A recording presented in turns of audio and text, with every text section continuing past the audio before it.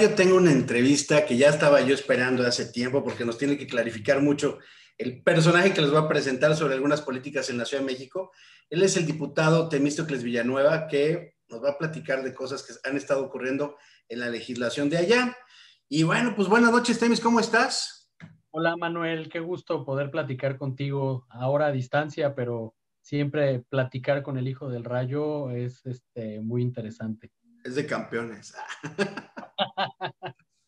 Oye, Temis, yo fíjate que he visto mucho el trabajo que vienes haciendo, sabes que llevo un seguimiento de todo eso, que respeto mucho tu trabajo y Gracias. que es admirable que te metes en temas que a veces pienso que si hubiera Inquisición ya te hubieran quemado en leña verde, ¿no? No, y varias veces, no una.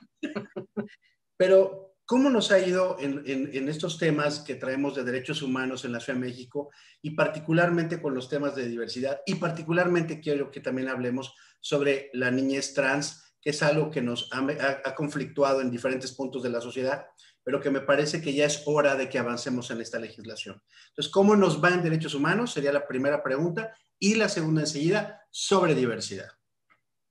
Bueno, primero hay que decir que esta primera legislatura como Congreso de la Ciudad de México, ya no Asamblea Legislativa, tenía muchas responsabilidades constitucionales en materia de derechos humanos. Recordemos que estamos estrenando, bueno, ya no, ocurrió esto hace más de 2 años, pero en septiembre de 2018 estrenamos Constitución de la Ciudad y esta Constitución mandató la creación de leyes como es la Ley Constitucional de Derechos Humanos y sus garantías, que busca reglamentar toda la Carta de Derechos que está establecida en la Constitución de la Ciudad. Hay que decir que es una constitución garantista en materia de derechos humanos, muy progresista, que reconoce a lo que antes llamábamos como grupos vulnerables, como grupos poblacionales ahora de atención prioritaria. Y este es un cambio de visión importante porque no se ve a estas poblaciones desde su vulnerabilidad, sino desde la responsabilidad que tiene el Estado de lograr que se garanticen sus derechos. Esta Ley Constitucional de Derechos Humanos y sus garantías fue aprobada en marzo de 2019. Después de ella vino la ley reglamentaria de la Comisión de Derechos Humanos de la Ciudad de México. La Comisión de Derechos Humanos de la Ciudad de México tenía una ley previa a la Constitución que le daba ciertas atribuciones. Pudimos ampliar las atribuciones de la Comisión de Derechos Humanos de la Ciudad de México. Es un órgano autónomo muy reciente. Hay que decir que la Comisión de Derechos Humanos de la Ciudad de México es la más nueva de todas las comisiones estatales de derechos humanos, pero también es la que ha sido más contundente en diversas recomendaciones emitidas a entes gubernamentales. Y finalmente, la ley que yo considero más importante, ley en materia de derechos humanos y por mandato constitucional, es la ley del Sistema Integral de Derechos Humanos. Esta es una ley que busca que los derechos humanos sean justiciables. Recordemos que cuando hay una vulneración a derechos humanos hay dos rutas para exigir que tus derechos sean reconocidos y que el daño sea reparado. En primer lugar, está vía recomendación a través de una queja interpuesta ante la Comisión de Derechos Humanos, pero está la vía jurisdiccional. Cualquier persona puede acudir ante el Ministerio Público y demandar la violación de la que fue objeto. Sin embargo, la justiciabilidad busca que la ruta alterna, la ruta no jurisdiccional, pueda también ser acompañada de una ruta a través de jueces de tutela. Una nueva sala constitucional de derechos humanos se creó en la Ciudad de México para dar seguimiento a cualquier violación de derechos humanos y que exista un juicio en el que la víctima pueda expresar todo lo que vivió y que se realice una investigación judicial. Entonces, ahora se completa un círculo mucho más amplio para garantizar los derechos humanos y el sistema integral de derechos humanos además es acompañado de un instituto que también se creó recientemente en la ciudad, el Instituto de Planeación, que tiene como objetivo medir las políticas públicas y que las políticas públicas que se implementen tengan una repercusión directa en favor de los derechos humanos de las poblaciones. Es decir, ya no podrán crearse políticas públicas por ideas, por improvisaciones. Toda política pública debe de ir acompañada de una evaluación y de una medición sobre el impacto en materia de derechos humanos. Entonces, pues por supuesto que el avance en esta legislatura fue muy importante. Yo en especial, desde que llegué al Congreso como diputado, decidí buscar la presidencia de la Comisión de Derechos Humanos del Congreso porque sabía lo que representaba, porque sabía las responsabilidades que tenía en esta primera legislatura, pero porque además como integrante de un grupo poblacional de atención prioritaria, me interesaba que todos los grupos de atención prioritaria fueran relevantes en las discusiones legislativas y bueno, es algo que creo que afortunadamente hemos logrado. En el caso de lo que es diversidad en la Ciudad de México, pues también hay una línea bastante progresista. ¿Cómo va estos avances en estos derechos? Fíjate que creo que hace mucho no se daban discusiones tan intensas en materia de diversidad sexual en el Congreso de la Ciudad.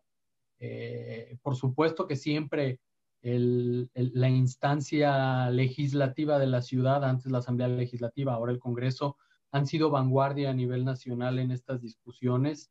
Hay que recordar que el primer diputado gay que tuvo este país fue en la Ciudad de México, David Sánchez Camacho, que logró que se derogara como una agravante a ciertos delitos la homosexualidad. Eso fue no hace mucho tiempo, en 2000, en el año 2000 apenas. Y bueno, pues después la discusión se centró en matrimonio igualitario, previo a matrimonio igualitario, sociedades de convivencia en el año 2000, 2007, 2008. Después en el año 2009, 21 de diciembre de 2009, se aprueba matrimonio igualitario y la discusión sobre el reconocimiento de la identidad de las personas trans comienza en 2008 el debate, pero la realidad es que es en 2014 cuando se garantiza que sea a través de un trámite administrativo que una persona trans pueda cambiar su identidad de género.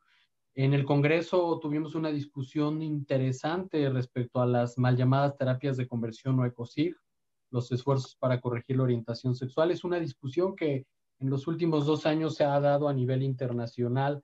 En esta materia han avanzado Alemania, Canadá, Argentina, países de prácticamente todos los continentes.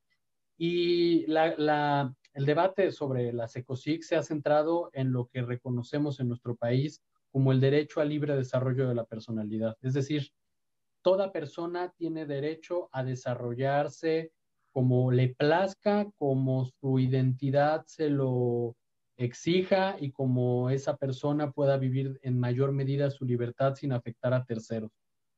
Desgraciadamente, existen tanto iglesias como charlatanes que han mentido a las familias diciéndoles que la homosexualidad, la bisexualidad y la transexualidad se puede cambiar, que una persona puede dejar de ser gay, puede dejar de ser lesbiana, puede dejar de ser bisexual a través de una terapia.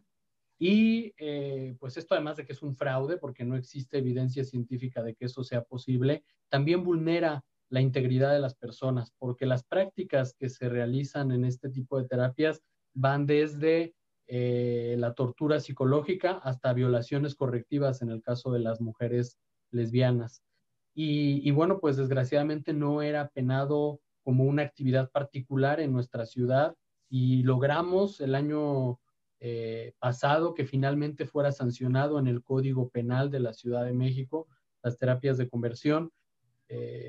Teníamos la preocupación cuando avanzamos en esta tipificación que pues estos grupos de ultraderecha se refugiaran en el Estado de México para continuar en la zona metropolitana impartiendo las terapias de conversión. Afortunadamente, el Congreso del Estado de México de forma histórica también avanzó en este tema, así que la Ciudad de México y su área metropolitana está libre de terapias de conversión y quien las realice o quien obliga a otra persona a someterse a estas terapias, pues puede acabar en la cárcel. Eso es un tema importante que avanzó esta legislatura. No es una discusión menor porque prácticamente todo lo que se refiere a la agenda legislativa en materia de diversidad sexual ha sido reconocimiento de derechos.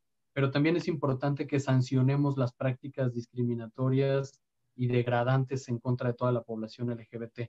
Es un tipo de legislación distinta, no estamos hablando de derechos, estamos hablando de sanciones a quienes violen los derechos, que también es importante y tal vez sea inclusive más importante.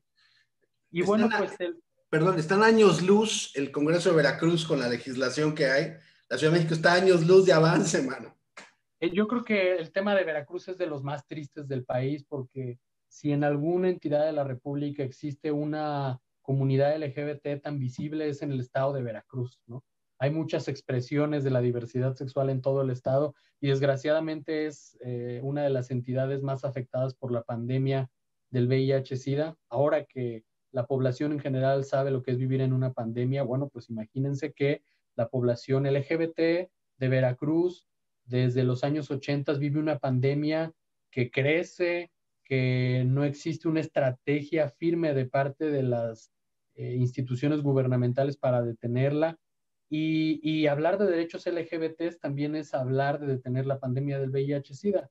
Desgraciadamente, Veracruz no ha avanzado en uno solo de los derechos en favor de la población LGBTI, a pesar de contar con legisladores que han tenido por lo menos la iniciativa de presentarse y de defender el tema, pero bueno, no ha habido una mayoría que tenga la voluntad política de avanzar.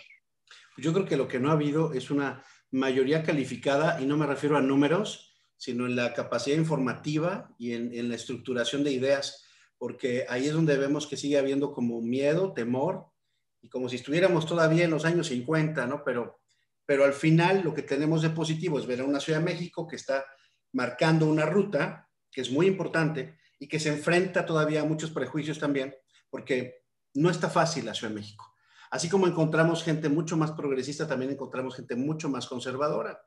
Y quiero entrar en este tema porque es un tema que ha generado mucha controversia y que yo quiero que tú nos platiques, que es el de la niñez trans. ¿Por qué es tan importante hablar del tema? Primero, porque parece que era un tema que no podíamos hablar. Y segunda, ¿por qué tenemos que legislar sobre ello? Bueno, quiero decirte que este es un tema que tocó a la puerta del Congreso. No era parte de mi agenda legislativa cuando decidí postularme como diputado. La diversidad sexual siempre ha sido parte de mi agenda política de forma personal y ahora de la agenda legislativa del grupo parlamentario de Morena. Pero Infancias Trans llega acompañado de la mano de un grupo de madres y padres de personas menores de 18 años que se identifican con un género distinto al que les fue asignado al nacer. Es decir, son niñas, niños y niñes trans. Es un tema difícil de entender porque eh, la propia población trans se empezó a visibilizar hace menos de 20 años. A diferencia de la población gay o de la población de personas lesbianas y bisexuales, las personas trans han pasado por muchos más obstáculos para asumir su propia identidad. La propia población gay, lesbiana y bisexual en los años 80, pues se referían a las personas trans como las vestidas, como los travestis, pero no se entendía que también era una identidad humana ser trans, tanto ser hombre trans como ser mujer trans, porque también hay que decirlo, la población de mujeres trans es mucho más visible que la población de hombres trans, pero también existen hombres trans. ¿Qué es lo que ocurre? Bueno, pues ya lo adelantaba hace un momento, la Ciudad de México desde el año 2014 garantiza que una persona trans pueda acudir al juez del registro, al juzgado del registro civil a solicitar su cambio de identidad de género. ¿Qué quiere decir esto? Que en tu acta de nacimiento, si dice que eres hombre, puedes cambiarlo para que ahora diga que eres mujer. Únicamente eso. No estamos hablando ni de tratamientos médicos, ni de cirugías.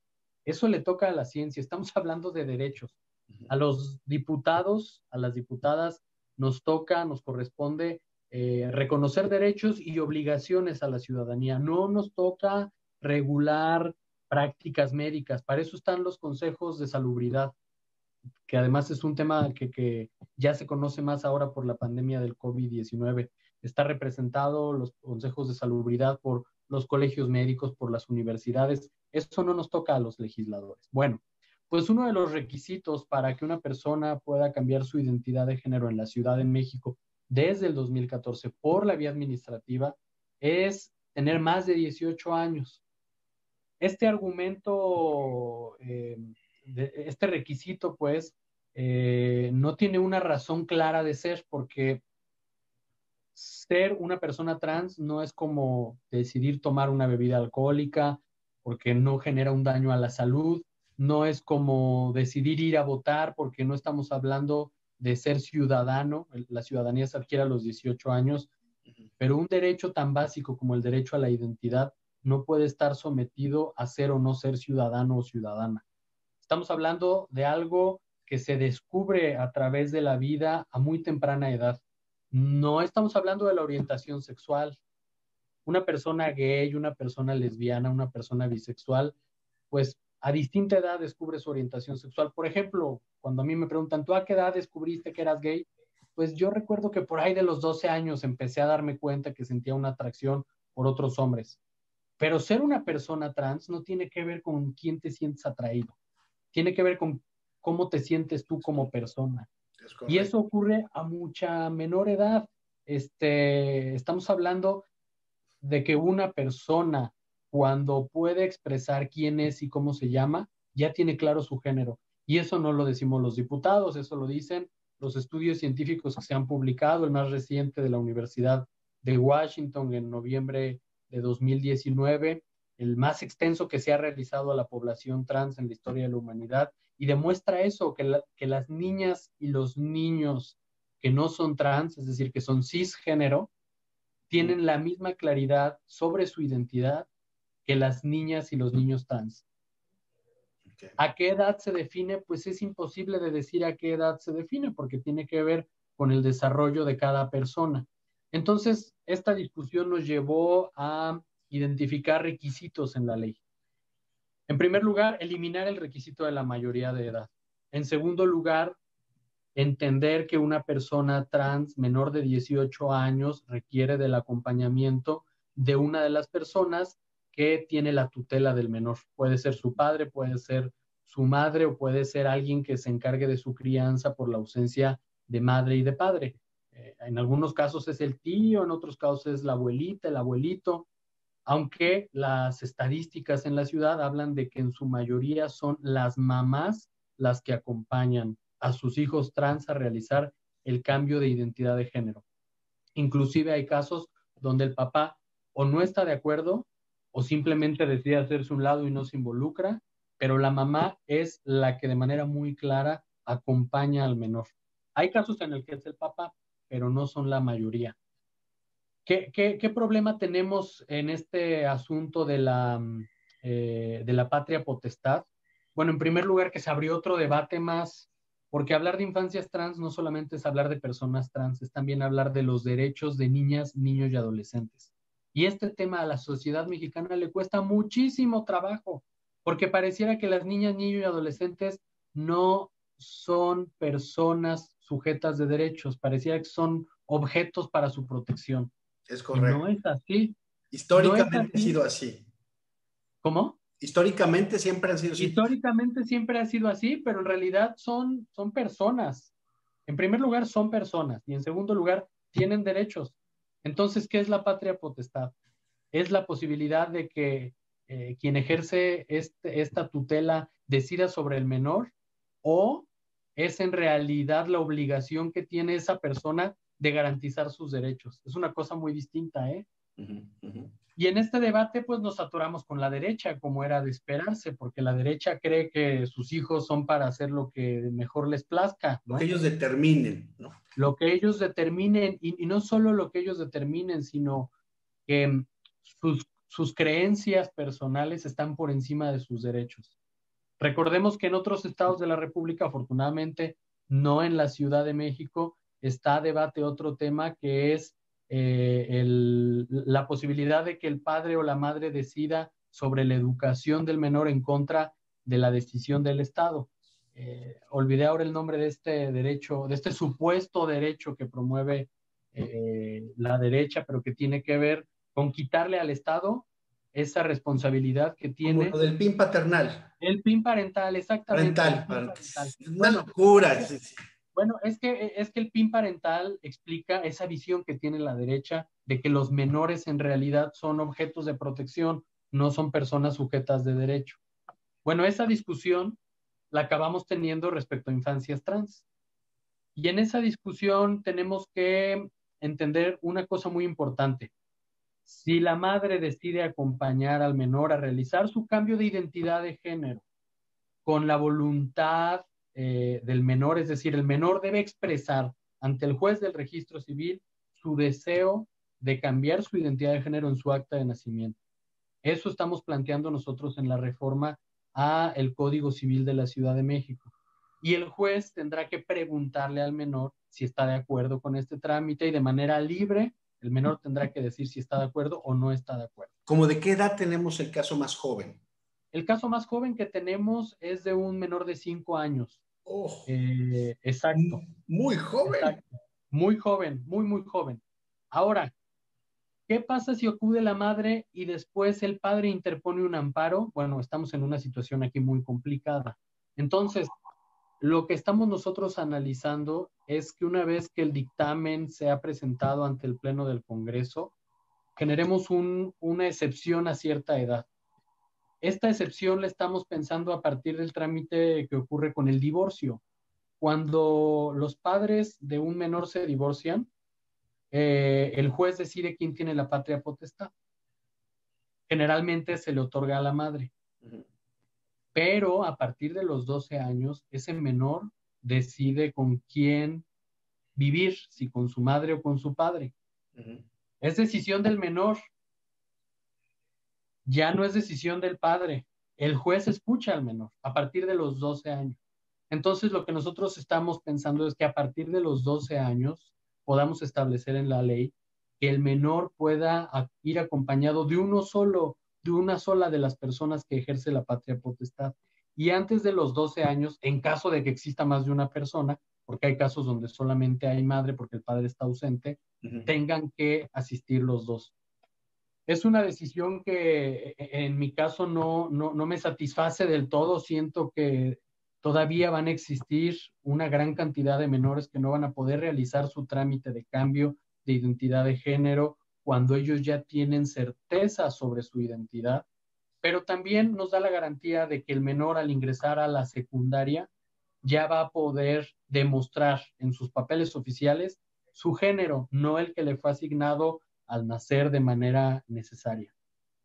Es un tema, como te das cuenta, muy amplio que ha polarizado realmente a un sector de la ciudadanía. Es normal, Sí, las discusiones sobre derechos siempre polarizan, pero es pero increíble que crean que la identidad de una persona debe estar en manos de lo que decidan otros sobre él.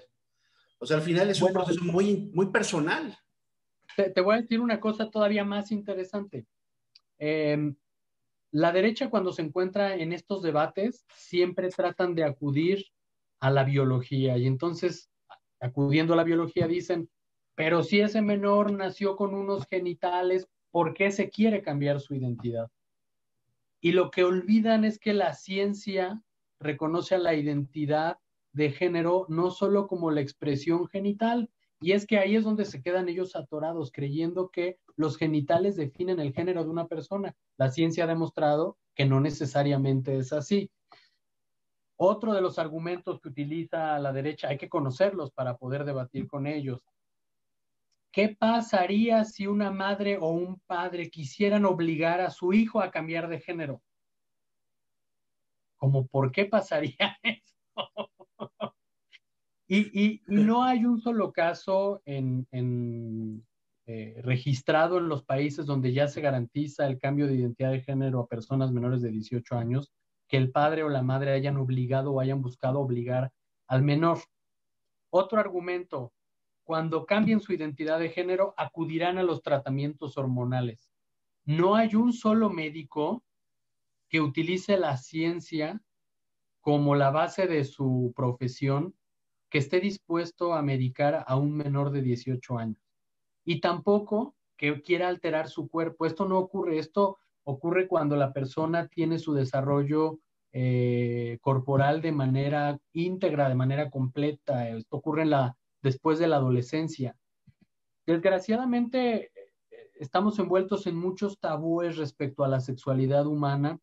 La ausencia de la materia, de la asignatura de la sexualidad en la educación pública ha generado que tengamos una gran distorsión sobre quiénes son las personas trans y por qué son trans, y entonces entender que la sexualidad humana es mucho más amplia que las propias letras LGBTTIQ. Este debate ha sido interesante porque nos ha obligado a pedir la opinión a instancias internacionales, a organismos autónomos como la Comisión de Derechos Humanos de la Ciudad de México, como UNICEF, como CONAPRED, como la CNDH, y todas estas instituciones han resuelto que garantizar la identidad de género a personas menores de 18 años es un avance en el reconocimiento de derechos a personas menores. Tiene que ver con entender que los derechos de la infancia son prioridad por encima de cualquier otro tipo de derechos. Además, de los derechos de los niños es claro, su derecho a la identidad. Es una de las cosas básicas que tenemos y que parece que en este país siempre se hacía caso omiso. Por lo pronto, la batalla está en la Ciudad de México con estas cosas que nos parece que son muy relevantes, temas muy importantes para el desarrollo sano de una sociedad, porque un individuo pleno puede generar una sociedad plena, si no solamente tenemos conflicto y destrucción, porque pues es así como se plantea. Entonces, creo que tenemos una buena esperanza con todo lo que viene aconteciendo en la Ciudad de México. Ahí le encargo yo a los congresistas de Veracruz que a ver si se echan un ojito por todo lo que está pasando en la Ciudad de México para que agarremos en la onda, porque pues, es el tercer estado con mayor población del país y uno de los más atrasados en todo este tipo de cosas. Pero por lo pronto yo te agradezco mucho que permanezcas fiel siempre a esta batalla, a esta convicción de que haya derechos para todos y que bueno, pues que sigas ahí, Temis. De verdad es que es importante esa presencia, ese trabajo que has hecho. Yo espero que ahí te podamos ver más allá de la elección de este año, que te quedes, porque necesitamos a alguien así, con ese vigor y con esa fuerza. Muchas gracias, Manuel. Siempre es un gusto poder hablar sobre estos temas con personas que tienen una visión clara respecto a los derechos humanos. Solo para agregar al debate, es muy interesante conocer a jóvenes menores de 18 años que son trans, porque te demuestran cómo vive una persona que no ha tenido limitaciones en el ejercicio de sus derechos como persona y ha tenido el acompañamiento, el entendimiento, el amor y el cariño de su familia. Pues yo creo que no se vale tener a seres humanos amarrados en moldes que no les corresponden o que no quieren o que no se sienten identificados. Es importante que la gente sea feliz y que sea libre. Es muy importante. Muchas gracias, Temístocles Villanueva, en El Hijo del Rayo. Muchas gracias. Hasta luego.